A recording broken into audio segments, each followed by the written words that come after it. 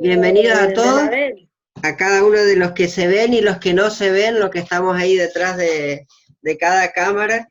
Ojalá que se escuche bien, ojalá que podamos encontrar todos los textos bíblicos, que son varios, así que vamos a tratar de tener la Biblia cerca porque la vamos a usar bastante. Y vamos a tratar de darle un poquito de continuidad a lo que dimos la vez pasada. Para los que estuvieron y para los que no estuvieron la semana pasada, el sábado pasado, vamos a recordar que tratamos de relacionar, ¿sí? Tratamos de relacionar cómo afecta el conocimiento profético a nuestra salvación y qué riesgo hay de que por esa ausencia de conocimiento profético la vida de un cristiano se vuelque hacia el espiritismo, hacia los engaños satánicos. Y habíamos visto brevemente, tratamos de ser breve con 3 preguntas que habíamos dicho que si nos podemos perder por falta de conocimiento profético, y habíamos visto que toda la Biblia, desde Génesis hasta Apocalipsis, habla acerca de que el conocimiento verdadero de Dios incluye el conocimiento profético de forma tal que Jesús jamás fue prometido como Mesías, sino solamente en clave profética, no sé si se acuerdan. Y la segunda pregunta era si tenemos esa ausencia profética desligada del Evangelio, que es lo que habíamos visto, habíamos dicho con qué se llena nuestra vida, nuestro corazón, si hay ese vacío. Y lo que habíamos visto en el ejemplo de la crucifixión de Jesús es que era su pueblo, es que su pueblo en ese momento, viendo a el Mesías prometido colgar de la cruz, todo lo contrario a querer que muera la cruz. ¿Se acuerdan qué les habían dicho el pueblo, los sacerdotes, los ancianos? Le habían dicho, baja de esa cruz y vamos a creer en ti. De forma tal que habíamos dicho, ¿no? Ellos tenían el evangelio tan cambiado, las promesas mesiánicas tan cambiadas, que aunque creyeran que fuera un Mesías, ellos creían que el Mesías no debía morir. O sea, habíamos visto la semana pasada, el sábado pasado, que tenían tan desvirtuado el conocimiento profético que ellos creían que el Mesías que iba a venir no tenía que morir. Así de simple, no tenía que morir. Así que la muerte de Jesús para ellos significaba un fracaso total. Y la tercera pregunta que habíamos hecho era si era posible un reavivamiento y una reforma sin el don profético, y el ejemplo, ¿se acuerdan que habíamos dado? Era el Valle de los Huesos Secos de Ezequiel capítulo 37. Y habíamos visto una clave, y con esto terminamos el pequeño repaso. Habíamos dicho que, no sé si alguien hizo tarea, no sé si alguien hizo la tarea de la casa, pero ¿alguien leyó cuántas veces en Ezequiel 37 Dios le pide al profeta que profetice? ¿Cuántas? 7, ahí alguien hizo la tarea, muy bien. Sí, no es el tema de ahora, pero habíamos visto la semana pasada que 7 veces el número perfecto de Dios se le había pedido al profeta que la única manera en que los huesos secos, que era Israel, resucitase era a través de la palabra profética, y se anuncia 7 veces, ¿no? Al profeta le dice profetiza, profetiza, profetiza. El resultado final en Ezequiel 37 sería que había esperanza para Israel. En ese sentido, en ese contexto, Israel, ¿dónde estaba? ¿Dónde estaba Israel en ese momento? Bueno, Israel, recuerden, estaba Judá, mejor dicho, ¿no es cierto? Israel, lo decimos así por extensión, pero Judá estaba ¿cómo? ¿Se acuerdan? Judá estaba precisamente cautivo 70 años, entonces toda promesa aparentemente, o toda esperanza de resurrección del pueblo estaba totalmente aniquilada. Ezequiel, que estaba dentro de los cautivos, recibe esta profecía y se le anuncia que el don profético no estaba muerto. La palabra profética anunciaba no solamente la resurrección de Israel, de Judá, de su pueblo, sino que por medio de ese pueblo se iba a cumplir la promesa mesiánica de la venida de Cristo, de forma tal que la esperanza de Israel, la esperanza de Judá no estaba muerta, estaba con la posibilidad de resurrección, pero la única posibilidad de resurrección de la vida espiritual de Judá estaba en las profecías, o sea, el pueblo debía volver en las profecías si es que quería resucitar. Y la única manera que finalmente Judá resucitó fue cuando la palabra profética fue despertada, fue suscitada aparte de Ezequiel, fue resucitada en Daniel profeta. O sea, Ezequiel 37 hay que conectarlo con el ministerio de Daniel y de Daniel en adelante, porque Daniel hace la conexión entre el tiempo del cautiverio y el tiempo de la restauración del cautiverio que hace a la venida de Cristo. Y quizá no lo tenía pensado esto, pero vamos a leer un texto más de todo lo que yo anoté, pero vamos a arrancar con 2 versículos bíblicos que si alguien quiere ir anotando por ahí, bienvenido sea, le puede servir. Y el primer texto que vamos a leer es Ezequiel 37, precisamente verso 28.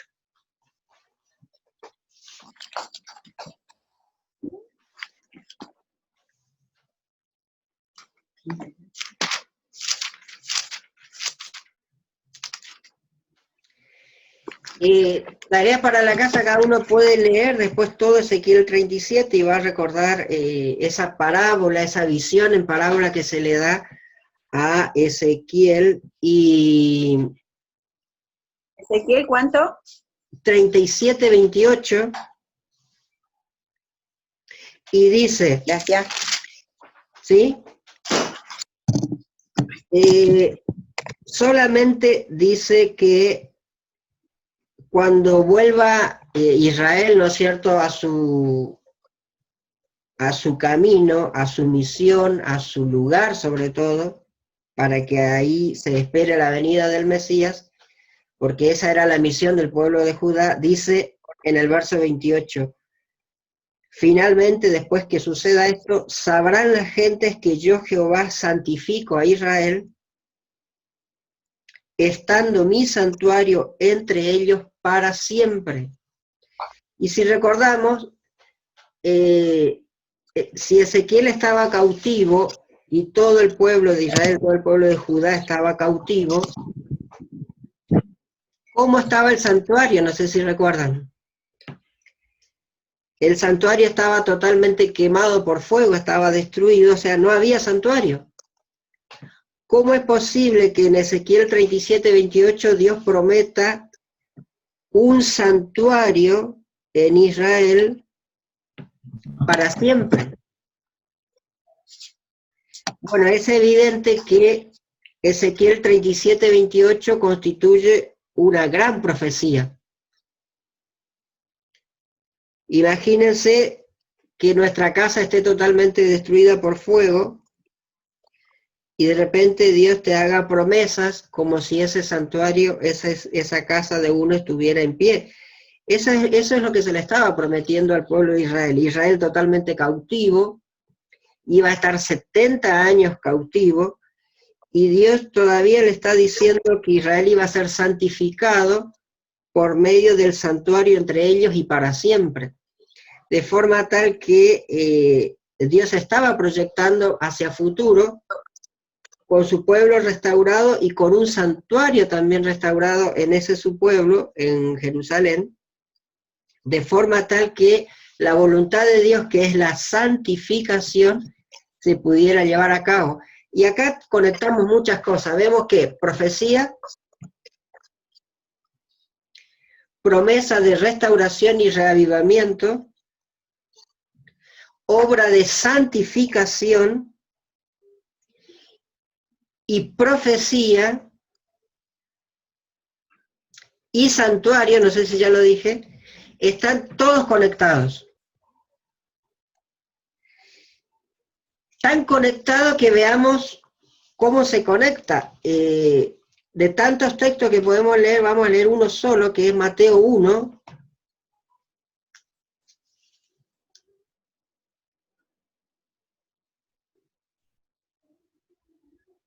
Versículos 16 y 17.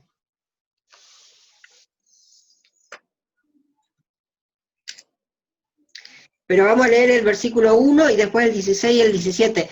Vieron que Mateo 1, generalmente uno por ahí lo pasa por alto porque tiene muchos nombres. Y son nombres difíciles, por ahí uno dice, pero tantos nombres. Y parecería ser que el capítulo solamente quiere hacer una lista larga. Y a veces uno como que no le quiere encontrar sentido. Pero en el versículo 1 dice, Mateo 1:1, libro de la generación, en algunas Biblias de ustedes va a decir genealogía.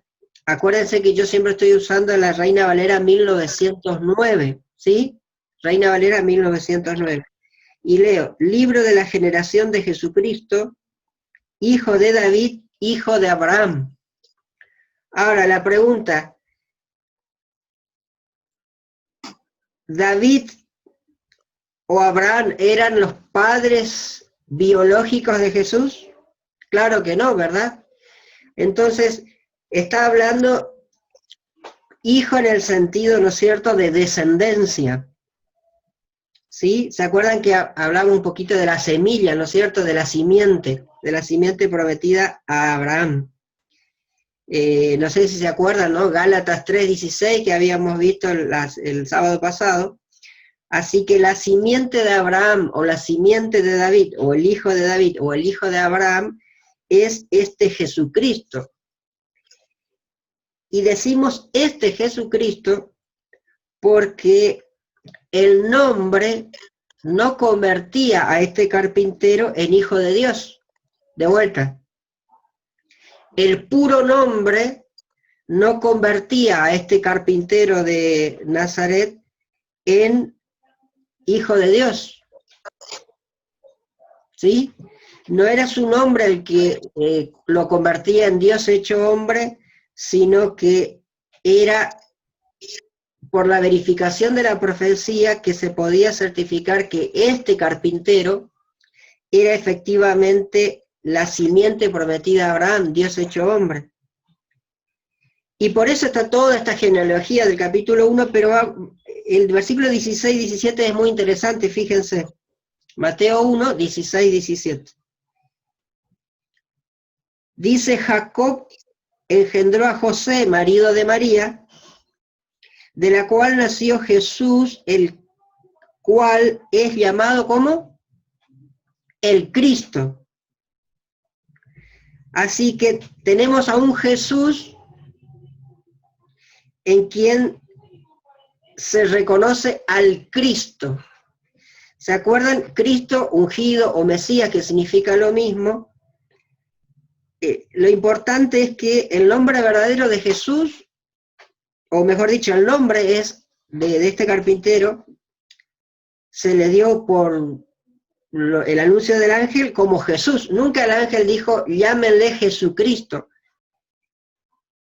¿Sí? Llámenle Jesús o llámenle Emanuel. Entonces el Cristo es un título, no es un nombre precisamente. Yo no sé si me están cortando el tiempo acá.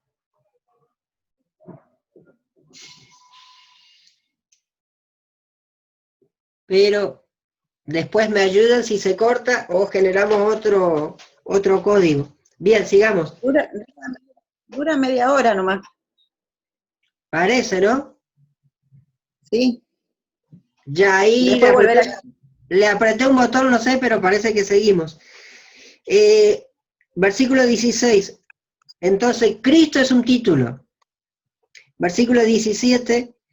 De manera que todas las generaciones, desde Abraham hasta David, son 14 generaciones. Y desde David, acá en mi Biblia dice hasta la transmigración. Yo tengo acá una Biblia versión moderna y a ver cómo dice, yo no sé cómo dicen sus Biblias. Yo tengo esta Biblia acá, versión moderna, esta de 1929, y a ver qué palabra usa acá. Deportación. Deportación. Deportación. Deportación. Dice, de manera que todas las generaciones, desde Abraham hasta David, son 14 generaciones, y desde David hasta la deportación a Babilonia, 14 generaciones, y desde la deportación a Babilonia hasta Cristo, 14 generaciones. Hermano, este versículo es muy importante, muy interesante, porque Mateo, para certificar quién es Cristo, o que Jesús es el Cristo, comienza a hacer toda una genealogía, pero también una relación entre los años de cautiverio en Babilonia y la venida de Cristo. O sea, Mateo está queriendo establecer en rigor el factor tiempo, ¿sí?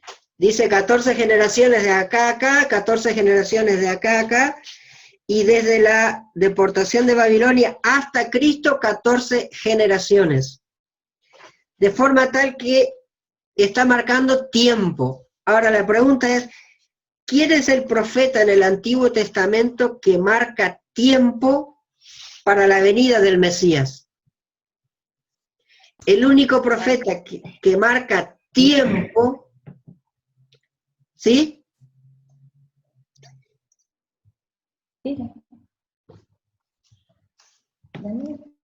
José, ¿te escucho?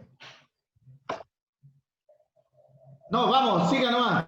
Ya, decíamos que el único profeta que marca tiempo para la venida del Mesías, ¿quién es? Recordamos, Daniel. Todos los otros profetas marcan características, características y lugar, pero el único profeta en toda la Biblia que marca tiempo de la venida del Mesías es Daniel. Y precisamente Daniel 9. De forma tal que tenemos una conexión entre el momento del cautiverio de Babilonia y la venida de Cristo, ¿sí? Tenemos ese tiempo. Momento del cautiverio en Babilonia, venida de Cristo. Dice, hay 14 generaciones.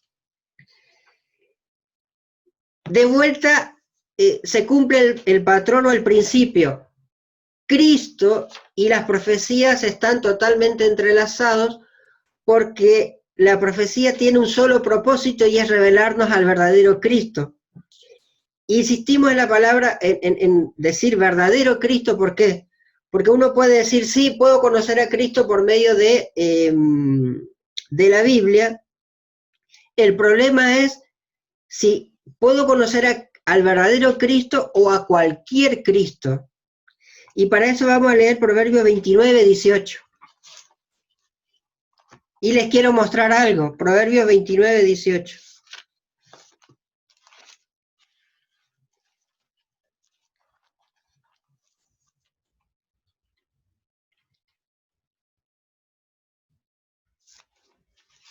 Proverbios 29, 18. Un texto conocido, y dice así, Proverbios 29, 18. Sin profecía, el pueblo será disipado, dice esta versión. Mas el que guarda la ley, bienaventurado él. Y en esta otra Biblia, porque es un texto muy importante, los otros los vamos a leer más rápido, pero estos son muy importantes, los leo acá en esta otra versión, Proverbios 29, 18. Sin profecía el pueblo, no sé cómo dice la Valera 60.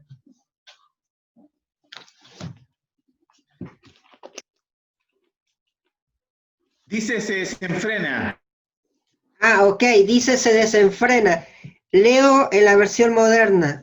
Así que tenemos disipar, desenfrenar, y en la versión moderna dice, dice así, leo, donde no hay revelación divina, el pueblo el pueblo se pone desenfrenado. Mas el que guarda la ley es feliz. Bien, a ver, un pueblo, en este caso el pueblo de Dios, dice, que puede caer en el desenfreno. Yo no sé si vale la comparación, pero hay otro salmo que después lo podemos buscar en nuestras casas. Creo que es el Salmo 32, donde habla, a ver si lo encuentro, si no es el 32, no, a ver, porque es muy interesante para cerrar esta idea y saltamos a ver, si no es el 32, sí, 32, 8 y 9, esto no lo tenía pensado, pero para poder aclarar la palabra desenfreno. Salmos 32, 8 y 9. Dice Dios en Salmos 32, te haré entender y te enseñaré el camino en que debes andar. Sobre ti fijaré mis ojos. Es un salmo conocido, ¿no es cierto? Seguramente lo recordamos en nuestra mente, pero fíjense el versículo 9. No seáis como el caballo o como el mulo, sin entendimiento. Con cabestro y con freno, su boca ha de ser reprimida para que no lleguen a ti. ¿Qué es lo que dice Dios en el Salmo 32, 9? Que podemos llegar a ser como mulas, como caballos, como animales que no tienen entendimiento, tanto que necesitemos freno, cabestro, ¿no es cierto?, las herramientas típicas de un caballo. Si alguien por ahí anduvo por el campo, lo tiene que conocer. De forma tal que sea la única forma de ser reprimido, dice, ¿no? Pero el versículo antes dijo, te haré entender y te enseñaré el camino. O sea, si Dios me está proponiendo el conocimiento, dice, pero si yo lo desprecio, voy a terminar siendo como un caballo, como una mula, sin entendimiento. Y Proverbio 29, 18 precisamente dice que sin profecía el pueblo se desenfrena, o sea, si no hay profecía en nuestro corazón, en nuestra familia, en nuestro hogar, en nuestra iglesia, en nuestro pueblo, en nuestra iglesia, en nuestra dirigencia, terminaremos siendo animales sin entendimiento. Y ustedes saben que el desenfreno es equiparable a la anarquía. Cada uno hace lo que quiere. Una vida desenfrenada, una iglesia desenfrenada, ustedes saben lo que se puede convertir una familia sin frenos, sin límites, sin guía, Dice que un pueblo sin profecía es así. Y ¿saben qué? Déjenme acá comentarle algo muy pequeño y seguir. Si uno mira, vamos a actualizarlo un poquito o ponerlo un ejemplo bien concreto. Yo no sé cuántos de ustedes por ahí se toman la molestia de leer por lo menos 5 minutos los comentarios que por ahí pueden haber debajo de un video adventista en YouTube. Pero si usted lee 10 comentarios de los que por lo menos aparentemente dicen ser adventistas y comentan en un video adventista en YouTube, si usted lee 10 comentarios va a encontrar mínimo 11 opiniones distintas, 11 interpretaciones distintas. Uno peleando con el otro insultando al otro, o el otro maldiciendo al otro. O sea, hay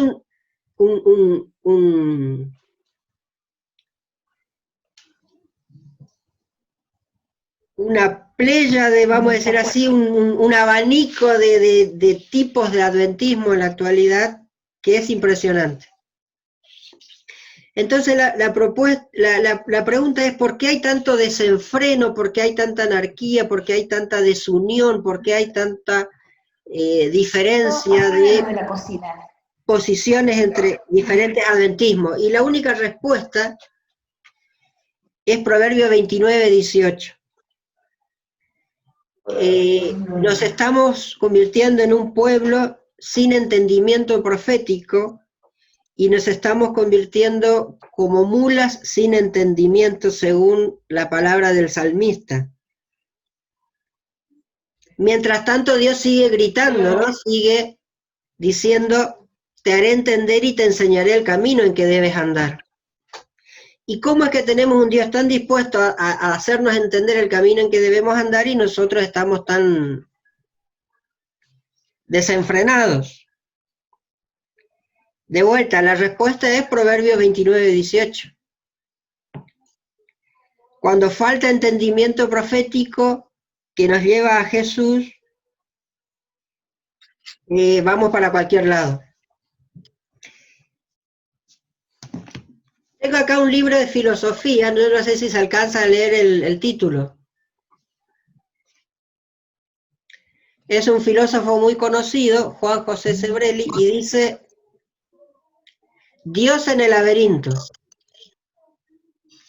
Es un libro gordito, los filósofos les gusta escribir mucho, y abajo un subtítulo que quizás no se lee, pero dice Crítica de las religiones. Entonces plantea la ansia religiosa que tiene todo ser humano, pero dice Dios en el laberinto en el sentido de lo que ha hecho y lo que está haciendo el ser humano con Dios. O sea, ya no es lo que Dios hace por el hombre, según este libro, ¿no es cierto?, sino plantea lo que el hombre hace con Dios. ¿En qué sentido? Cómo cada religión fabrica su Dios y su entendimiento de Dios. Pero ahí está donde estamos nosotros parados, ¿no? Porque el entendimiento es cómo nosotros estamos parados como cristianos, ¿no? Porque hoy en día con todo este problema de la pandemia, ¿cómo estamos nosotros, si en el tiempo que podíamos ir a congregarnos, que podíamos reunirnos, ¿no? Como hijo de Dios, ahora en este tema, tenemos que buscar más la palabra de Dios, porque yo veo que esta situación que se está viviendo es lo que leímos en este 32. Es como una cosa como que se me está prendiendo la vela ahora leyendo la Biblia, ¿no? Porque, sí, ¿a dónde estamos parados como cristianos? Exactamente, deberíamos estar teniendo un frente unido, y no hablo del cristianismo, sino hablo del pueblo de Dios, el que guarda los mandamientos de Dios y tiene la fe de Jesús, ¿no es cierto? Y podemos ver cada uno, quizás si nos podemos a contar experiencias se nos va a ir largo, pero sí, hermana, deberíamos estar aparentemente teniendo, o necesariamente tener un frente unido, y parece que tenemos demasiadas voces, o nada de voces, cualquiera de las cuestiones. Tengo acá un librito, yo no sé cuántos lo conocen, este sí es chiquitito, dice El conocimiento que lleva a la vida eterna. ¿Alguien lo conoce?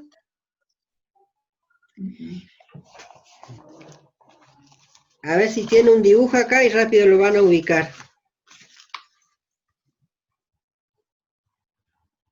No. ¿Lo ubican?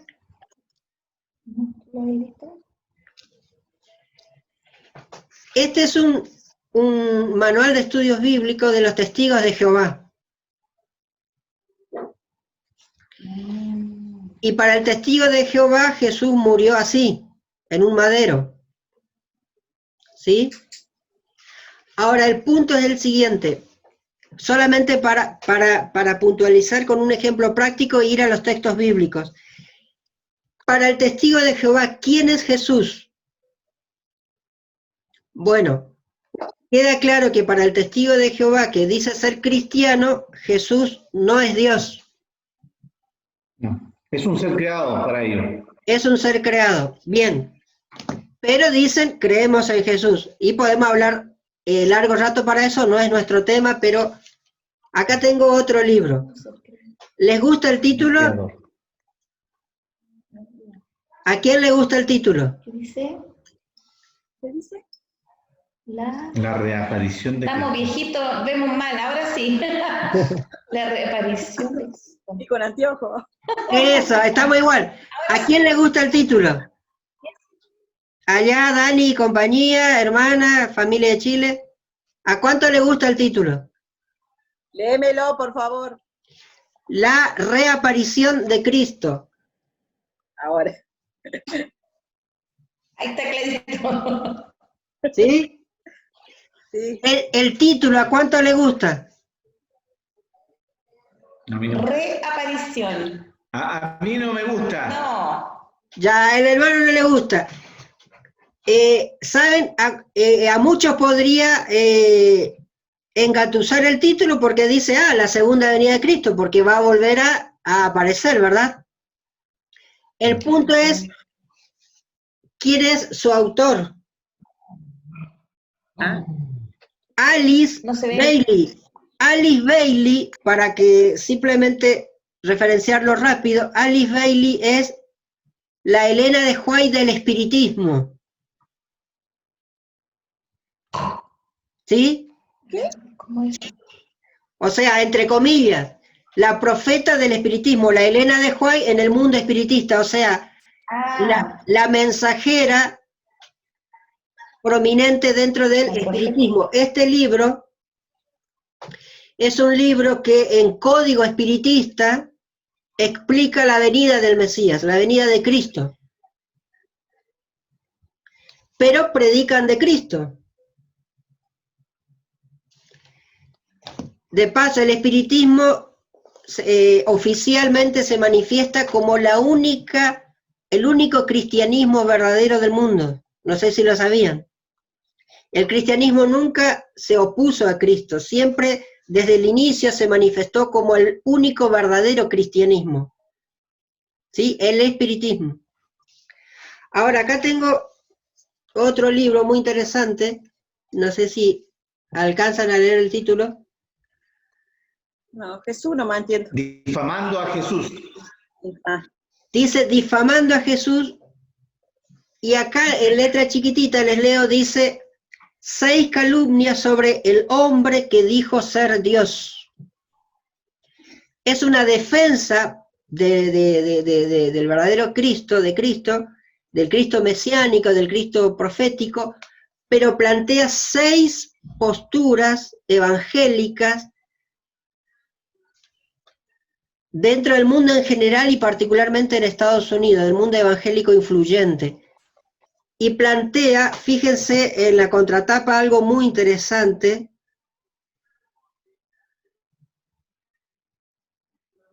Y dice,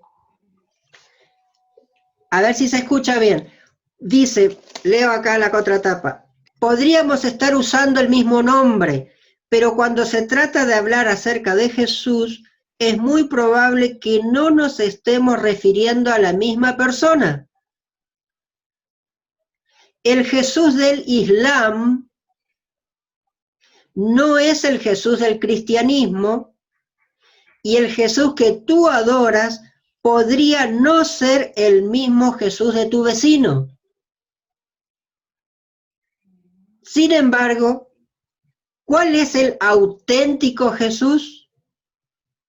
¿Existe acaso alguna forma segura para descubrir a Jesús entre tantos y tan diversos retratos del mismo? ¿Se entiende?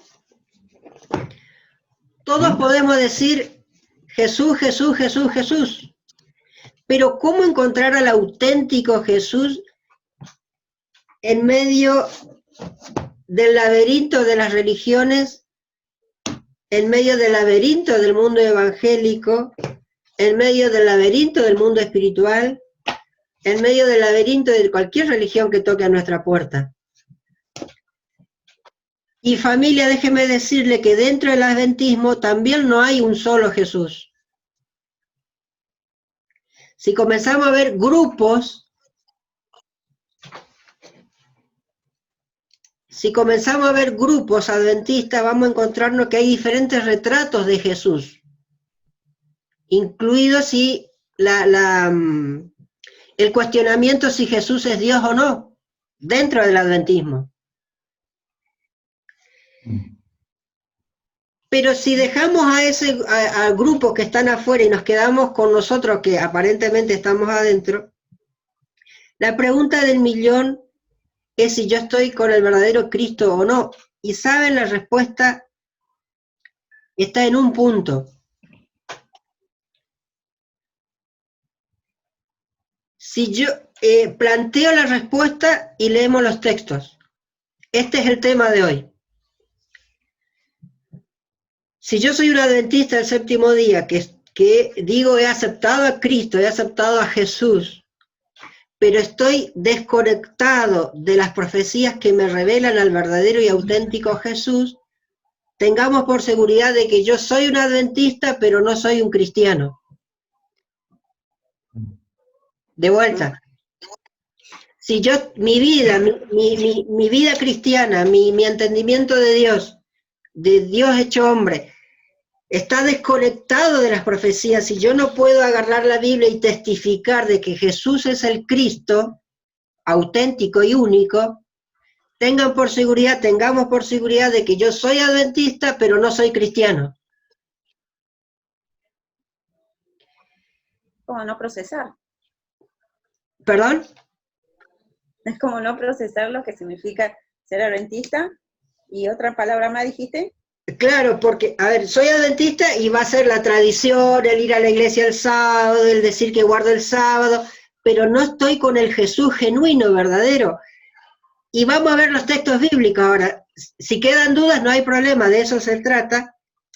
Juan 1:45. Si alguien quiere anotar como un punto esencial, es que necesitamos hallar al verdadero Mesías o al Mesías prometido, y no a cualquier Mesías prometido, a cualquier Cristo. Ese es el primer gran punto, ¿no es cierto?, para encontrar la respuesta genuina. Juan 1:45.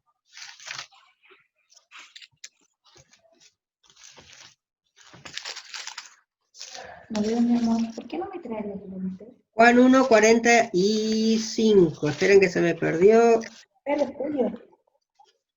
Acá está. Juan 1:45. ¿Se acuerdan la historia de Natanael y Felipe? En el versículo 45 dice que Felipe halló a Natanael y le dice, hemos hallado, o sea, Felipe le dice a Natanael, hemos hallado a aquel de quien escribió Moisés en la ley y los profetas, a Jesús, el hijo de José de Nazaret. Fíjense que Felipe no dice encontramos a Jesús. No dijo eso. Porque cualquiera se llama Jesús, y cualquiera se llamaba Jesús en cualquier época, especialmente en Israel. Felipe dijo, hallamos a aquel de quien escribió Moisés en la ley y los profetas. Punto. De forma tal que Felipe, ¿a quién quería encontrar? ¿Al carpintero o al profetizado? ¿A quién de los dos quería encontrar? Al Salvador, al profetizado. Al profetizado, al Mesías profetizado. Y dice que aquel profetizado evidentemente era el carpintero de Nazaret, el hijo de José. Y en el 46 dice, le dijo Natanael, ¿de Nazaret puede haber algo de bueno? Y Felipe le dijo, ven y ve. Verso 47, Jesús vio venir así a Natanael y dijo de él, he aquí un verdadero israelita en el cual no hay engaño. Y le dice Natanael, ¿de dónde me conoces? Respondió Jesús y le dijo, antes que Felipe te llamara, cuando estabas debajo de la higuera, te vi. Si uno lee el deseado de toda la gente, va a encontrar el interesante detalle que dice que Natanael estaba debajo de una higuera orando por entender las profecías y por rogar que apareciera el tiempo o la persona del Mesías prometido. Eso dice deseado de toda la gente. Pero fíjense que el verso 49, respondió Natanael y le dijo, Rabí, tú eres el Hijo de Dios, tú eres el Rey de Israel. Respondió Jesús y le dijo, porque te dije, te vi debajo de la higuera, ¿crees? Mayores cosas que estas verás. Y es muy interesante el 51. Le dice Jesús a Natanael, de cierto os digo, de aquí en adelante veréis el cielo abierto y los ángeles de Dios que suben y descienden sobre el Hijo del Hombre. ¿Por qué es tan raro ese versículo? ¿Alguien recuerda lo que significa? ¿Cómo es que sobre el Hijo del Hombre iban a descender y subir ángeles? ¿Sobre qué cosa uno desciende y asciende? ¿Cuál es la única forma de descender y ascender que uno tiene? Un ejemplo. La única forma de ascender y descender que uno tiene en conexión con ese cielo abierto sería una escalera. Si uno estudia a profundidad este texto bíblico, Jesús le está diciendo a Natanael, yo soy la escalera de Jacob. Ese sueño que tuvo Jacob, ¿se acuerdan? Cuando salía de su casa, cuando él sueña esa escalera de la cual subían y bajaban ángeles, que no lo vamos a comenzar a leer ahora porque nos vamos a ir de tema. El punto es que Jesús apunta a Natanael directamente a la profecía del sueño de la escalera de Jacob. Jesús, el Hijo del Hombre, el Cristo prometido, era aquella profecía de una escalera viviente que iba a venir para conectar el cielo con la tierra. Así que tanto Felipe y Natanael tenían su mente y su corazón puesto ¿dónde? En las profecías que anunciaban al Cristo prometido. ¿Y lo encontraron en quién? En este Jesús.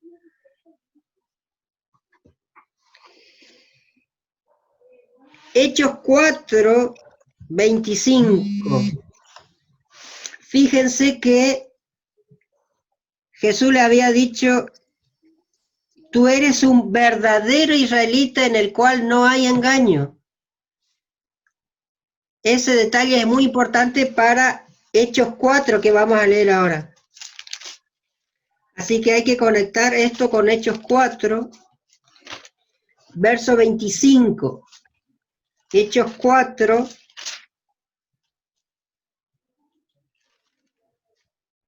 verso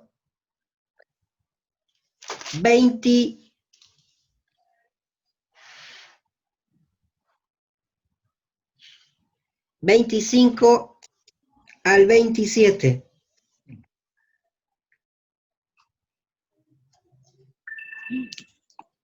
Dice, Hechos 4, 25 al 27. Ya en el momento, Jesús ya resucitado, uno puede repasar después todo el texto, pero en esta parte específica dice, por boca de David tu siervo dijiste, ¿por qué han bramado las gentes y los pueblos han pensado cosas vanas? Asistieron los reyes de la tierra y los príncipes se juntaron en uno contra el Señor y contra su Cristo. Es una profecía que está recordando, una profecía de David que se está recordando en ese momento, y en el versículo 27 explica cómo se cumplió esa profecía de David, verso 27. Porque verdaderamente se juntaron en esta ciudad, en Jerusalén, contra tu santo Hijo Jesús, al cual ungiste, se levantaron contra tu santo Hijo Jesús, Herodes y Poncio Pilato, con los gentiles y los pueblos de Israel. ¿Quiénes se levantaron contra el Hijo Jesús? Dice, Poncio Pilato, Herodes, los gentiles y el pueblo de Israel. Parece que no falta nadie a la fiesta, ¿no? Y dice, fíjense el 26, ¿contra quién decía la profecía que se iban a levantar? Contra el Señor y contra su Cristo. Y fíjense el 27, dice que el Santo Hijo Jesús fue ungido por el Padre, al cual dice ungiste. Ungido en hebreo se dice Mesías, y ungido en griego se dice Cristo. Así que estamos hablando del prometido que sería ungido como rey, como señor, pero también como sacerdote, porque eran los dos que se ungían en la antigüedad para arrancar su cargo, ¿no? Tanto el rey como el sacerdote eran ungidos. Fíjense qué interesante esto, que el Cristo, el ungido, el prometido, puede ser solamente reconocido por las profecías, no hay otra forma. Fíjense lo que hacía Pablo, Hechos 17, 2 y 3.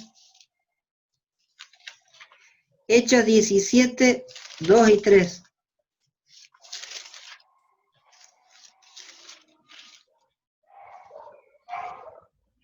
Si usted, a ver, hagamos una pausa de 2 segundos.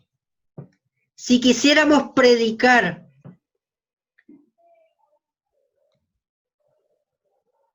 como hijos de Dios a Cristo, al verdadero Cristo, ¿qué haríamos?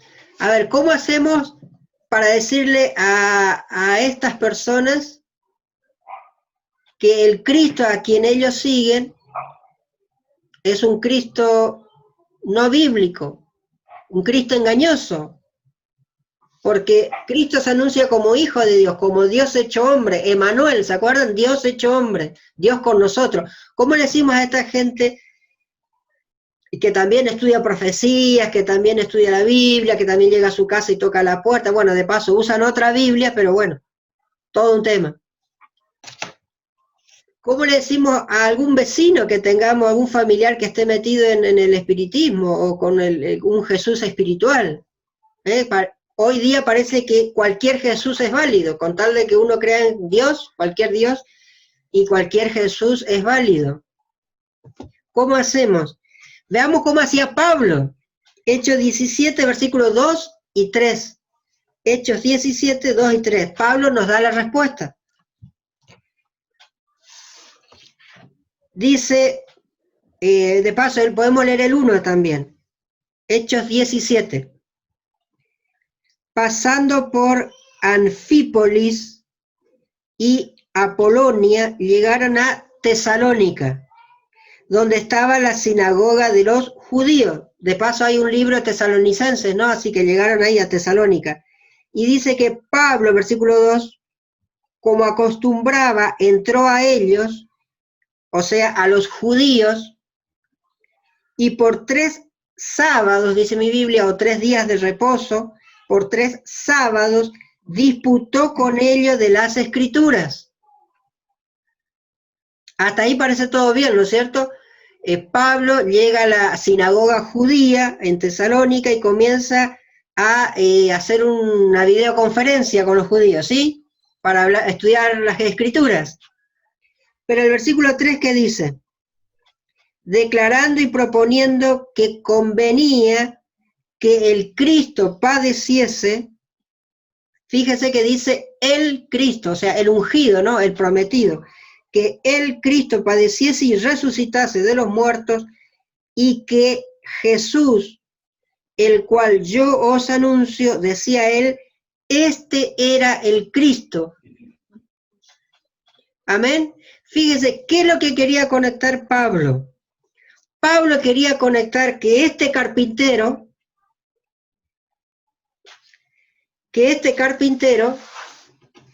era el prometido. Quería que se conectara acá el prometido en el Antiguo Testamento, de paso.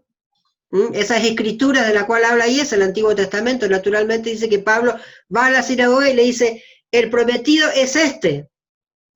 O sea, Pablo se preocupaba de que todas las indicaciones del verdadero Cristo, del verdadero Hijo de Dios, fuesen identificados en una persona. En Jesús el carpintero, el de Nazaret, de ese lugar de que no puede salir nada bueno, según Natanael.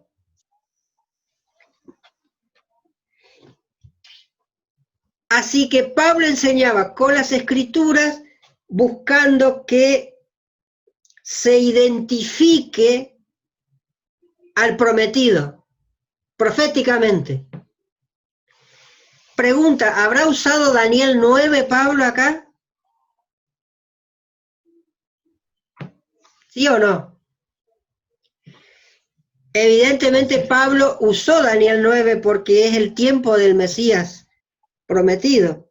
Y otro texto, Hechos 18:5. Fíjense que no era casualidad lo que Pablo hacía para predicar al Cristo verdadero. Hechos 18:5.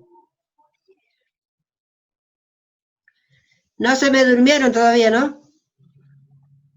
¿Estamos ahí o no? Se me fueron todos, parece. Sí, vamos. Está Priscila, dice, pero se me fue Daniel. Se nos fue la familia de Daniel y... Se le tiene que haber cortado. Y la Mabel. Sigamos, a ver acá si no me mandaron algún mensaje.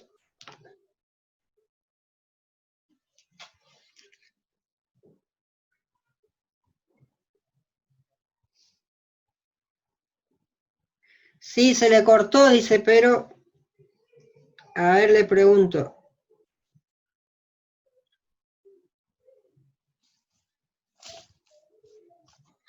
Familia, Hechos 18:5 dice, cuando Silas y Timoteo vinieron de Macedonia, Pablo estaba constreñido por la palabra, testificando a los judíos que Jesús era el Cristo. De vuelta, ¿no? Pablo quería dejar en claro por medio de la palabra que Jesús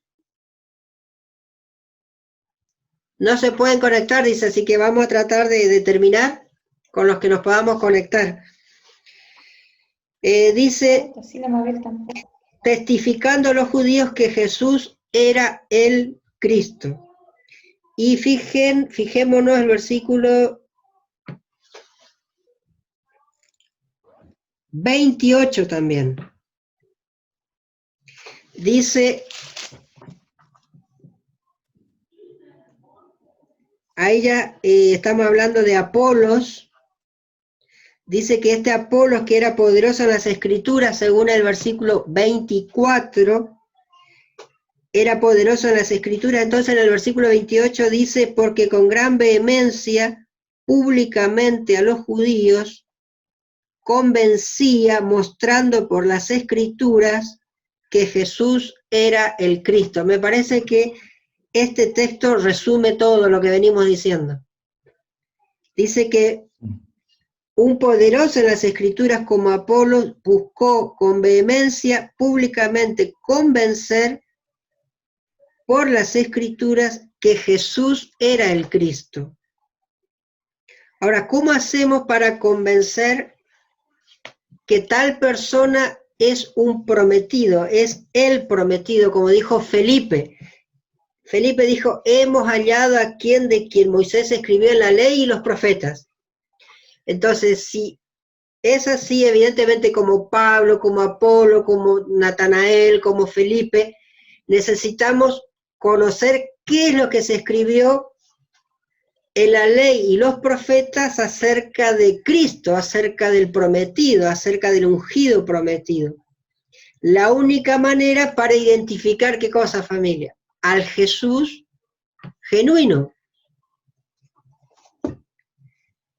Si no, vamos a andar recorriendo, ¿no es cierto?, todos los Jesuses posibles. Entonces la pregunta que nos obliga a hacernos es que si es posible ser cristiano sin Cristo.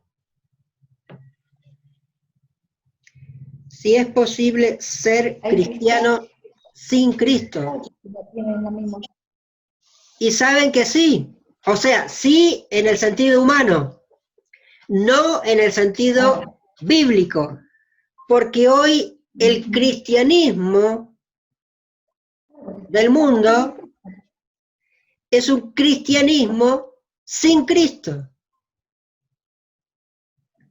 Porque cualquier Cristo que no sea... Un ejemplo extremo, viendo un ejemplo extremo, recién Jessica me decía, claro que sí, porque hasta el Papa tiene un Cristo, para ir a un extremo de ejemplo. Exacto, ahí estamos plantados. Ahora, podemos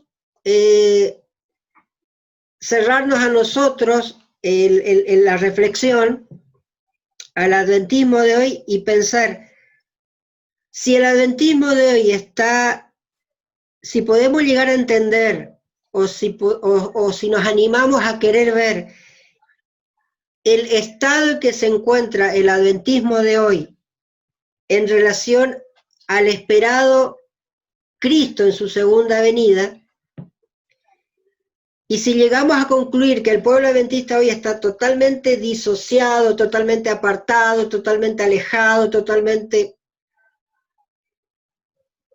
desalentado o alejado de las profecías bíblicas o sin la importancia de vida, sin las profecías que indican la segunda venida de ese Cristo verdadero, si llegamos a concluir que el pueblo está así cortado de esas profecías que anuncian esa segunda venida de ese Cristo, entonces tenemos que concluir que hoy existe un adventismo sin Cristo, o por lo menos sin un Cristo verdadero. Déjenme contarles un ejemplo personal, cortito. Yo estaba estudiando en Puigari, en Entre Ríos, en la Universidad Adventista de acá, de Argentina, y estaba dando estudios bíblicos de Apocalipsis a un matrimonio joven, muy jovencitos ellos, todavía por recibirse, y ella adventista, el muchacho no, pero se casaron, estaban de novio en ese momento, después se casaron, pero él tenía muchas ganas de estudiar Apocalipsis, bueno, así que iba cada tanto a su casa.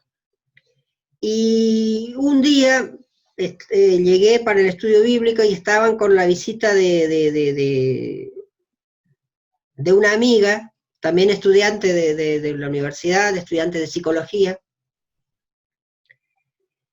y se armó un momento tenso ahí donde parecería ser de que esta chica como que quería desalentar el estudio de Apocalipsis, esta amiga, con la excusa de que mientras comenzara a ir a la iglesia, a frecuentar, ocasionalmente se iba a poder bautizar y todo iba a estar bien. O sea, como que me estaba desalentando el estudio profético con este interesado, que era el novio de su amiga, ¿no?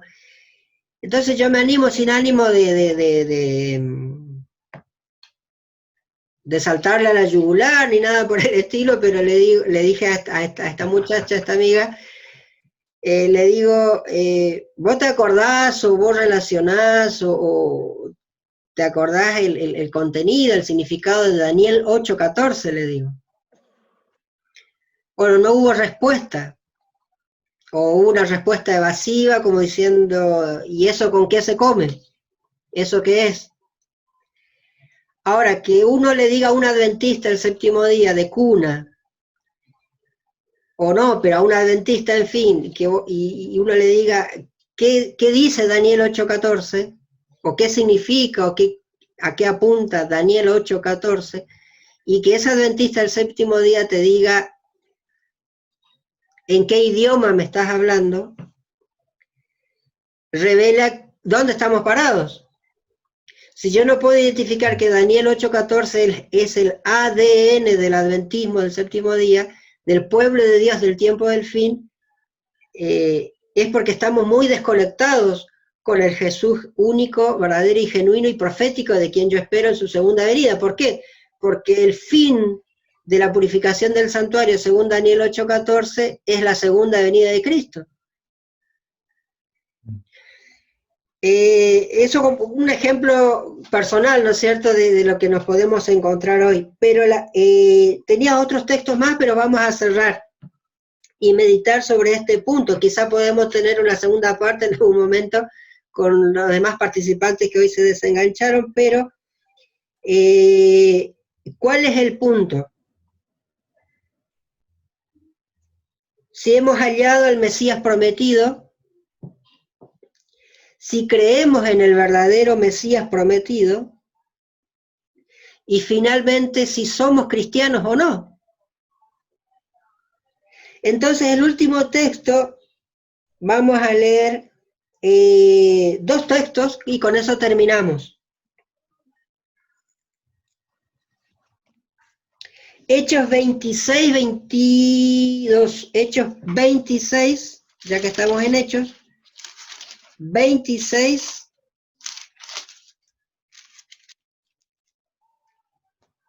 22. Es la historia de Pablo y Agripa.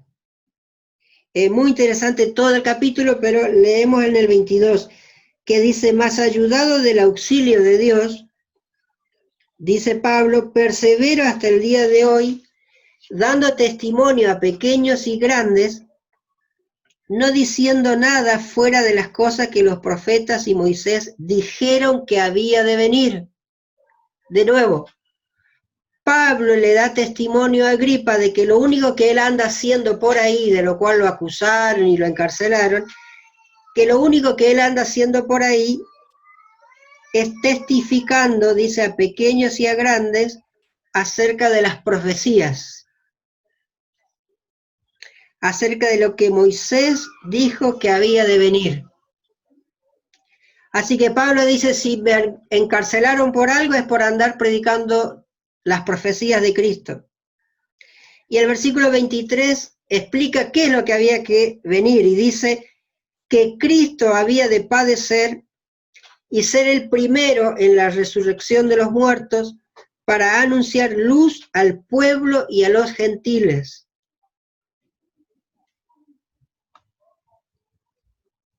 Y sigue la conversación, y en el 27 entonces Pablo, ¿qué hace? Magistralmente Pablo, ya que estaba acostumbrado, dice, a dar testimonio a pequeños y a grandes, en este momento se encontraba delante de un grande de la tierra, y le dice, por ser gobernante, ¿no? Grande por eso. Y le dice en el 27, ¿crees, rey Agripa, a los profetas? Yo sé que crees. Evidentemente Pablo vio algo, ¿no? Algo en los ojos de Agripa, algo en alguna mueca, en algún silencio, algo, y le dice, ¿no? ¿Crees, rey Agripa, a los profetas? Yo sé que crees. Y la respuesta clave que deberíamos tenerlo subrayado en nuestra Biblia es el versículo 28, dice, entonces Agripa dijo a Pablo, por poco me persuades a ser cristiano. ¿Cómo? Pablo le había dicho, ¿quieres, rey Agripa, hacerte cristiano? No. Pablo le estaba diciendo, yo soy cristiano por esto, por lo otro, y yo quiero que vos seas de mi pensamiento. No. Pablo le predicó a Agripa de lo que los profetas y Moisés dijeron que había de venir, de un ungido. Y Pablo le dice a Agripa, ¿crees en los profetas? Y Agripa entendió y dijo, por poco casi me persuades a ser cristiano, a creer en los profetas. De forma tal que este texto bíblico, esta historia nos revela que la única manera de ser persuadidos a ser cristianos es una sola, por medio de las profecías del Antiguo Testamento. Para la primera venida de Cristo, y aunque el Antiguo Testamento también habla de la segunda venida, tenemos que tener ya Antiguo y Nuevo Testamento para certificar esa segunda venida.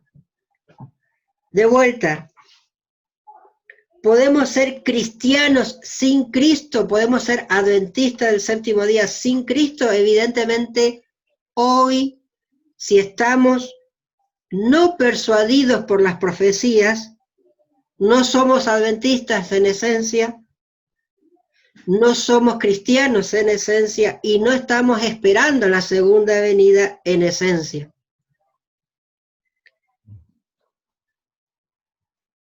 ¿Crees en los profetas? Y la respuesta fue, por poco me persuades a ser cristiano. Quiera Dios que sí seamos persuadidos por las profecías bíblicas a ser cristianos. Y no podemos ser cristianos de otra forma. Si la pregunta es cómo podemos ser cristianos, hay una sola respuesta. Y la vimos esta noche. Que Dios nos bendiga, que podamos ser persuadidos por ese Cristo verdadero, porque dice que cuando estamos así, interesados, orando, esperando, como Natanael, la mirada de Jesús, ¿cuál fue? Le dijo, he aquí un verdadero israelita en quien no hay engaño. Así que, ¿cómo ser verdaderos hijos de Dios, verdaderos cristianos, verdaderos adventistas del séptimo día, en quien no hay engaño? Y hay una sola manera, ser persuadidos por la escalera de Jacob, ser persuadidos por Daniel 9, ser persuadidos por la simiente de Abraham, ser persuadidos por el gran yo soy, ser persuadidos por todo ese cúmulo de don profético que Dios nos ha revelado, nos ha dado, y especialmente Apocalipsis, la revelación de Jesucristo, para ser como Jesús dijo, sin engaño. Amén. Amén. Amén. Te agradezco, José, y la verdad que lo hablábamos con mi esposa en la semana, el tema, cómo tratan los temas con la profundidad del conocimiento bíblico, y la verdad que se agradece un montón porque de alguna manera esto nos lleva a profundizar mucho más, y lo rico que de alguna manera uno va descubriendo dentro de lo que es la palabra del Señor, no tan encima, sino que inclusive aquí hoy no leímos tanta profecía en sí como tal, Daniel y Apocalipsis, pero vimos otros libros que nos llevan a estos libros. Y que el tema de la semana pasada hoy queda mucho más, Claro. más claro. Y no solamente claro, sino que queda mucho más justificado en relación al verdadero cristianismo que tenemos que vivir, y que sin las profecías no somos cristianos, sin las profecías no estamos esperando al Señor, no somos adventistas siquiera. Entonces se agradece un montón, gracias, porque entendemos que el Señor te utiliza y esperamos te siga utilizando. No sé si ha quedado grabado, yo traté de ver y la verdad que no no me encontré, yo puse grabar, pero ahora está grabando esto, no lo sé. Espero que lo puedas compartir. Esto yo le puse a grabar, no sé, también no sé, lo voy a buscar ahora, y si quedó grabado lo voy a compartir, le voy a editar un poquito, quizá el principio y el final, ahí está, mandarlo.